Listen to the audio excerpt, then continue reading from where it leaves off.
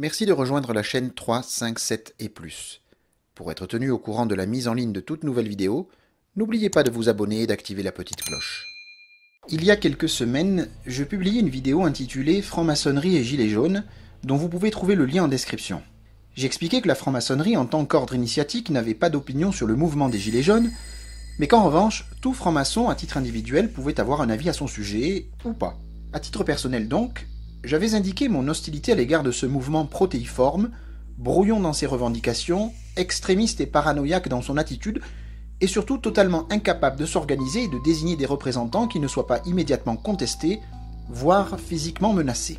Depuis les premières semaines de décembre, il est un fait que ce mouvement est récupéré par des groupuscules d'extrême droite et d'extrême gauche qui s'en disputent le leadership pendant que Maxime Nicole, Éric Drouet ou encore Priscilla Ludowski font office d'idiots utiles en agitant le landerneau médiatique des chaînes d'information en continu. Comme beaucoup d'autres, j'ai très vite perçu au sein de ce mouvement les discours conspirationnistes, antisémites et antimaçonniques qui ont fini par anéantir les revendications de départ. Ces discours ont été corroborés par des images qui ont fait le tour du web. Dans la nuit du samedi 9 au dimanche 10 mars 2019, suite à l'acte 17 des Gilets jaunes, quelques manifestants, travaillés par la haine et le désœuvrement, ont décidé de passer à l'acte. Ils ont saccagé les locaux de la loge du Grand Orient de France à Tarbes, dans les Hautes-Pyrénées. Fort heureusement, ces locaux étaient vides. Il n'y a donc pas eu à déplorer de blessés ou de morts, mais les dégâts matériels sont semble-t-il importants.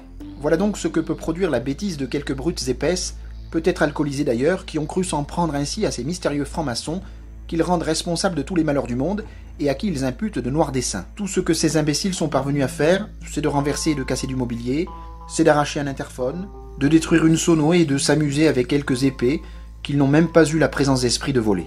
De la grande politique en somme.